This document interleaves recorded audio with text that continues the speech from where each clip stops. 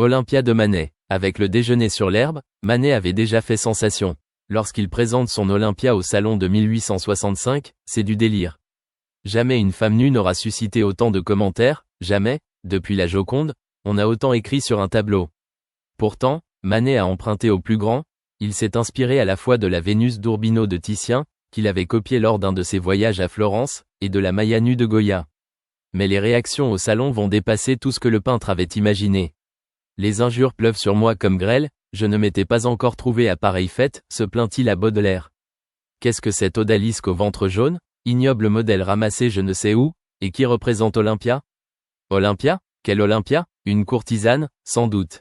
Ce n'est pas à Monsieur Manet qu'on reprochera d'idéaliser les vierges folles, qui en fait des vierges sales, s'exclame un critique, tandis qu'un autre dénonce l'Olympia faisandée de Monsieur Manet. Comment, ce peintre provocateur, au lieu de représenter une odalisque mollement allongée, esclave d'un harem, a mis en scène une prostituée qui ose regarder le spectateur bien en face, avec effronterie, et semble attendre le client? Pis encore, il lui a accroché au poignet un des bijoux de Madame Manet-mère.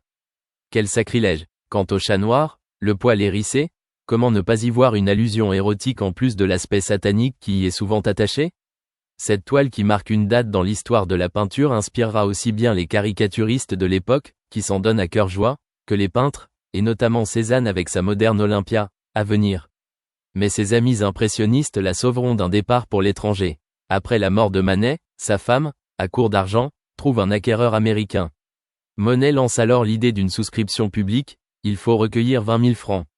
Les amis de Manet se mobilisent. Parmi eux, Degas, Renoir, Pissarro, Antonin Proust et Mallarmé. L'amateur d'art peut aujourd'hui se procurer le bracelet, le pendentif ou les boucles d'oreilles d'Olympia, vendus dans les boutiques de musées. Ils ont été fabriqués d'après la toile de Manet.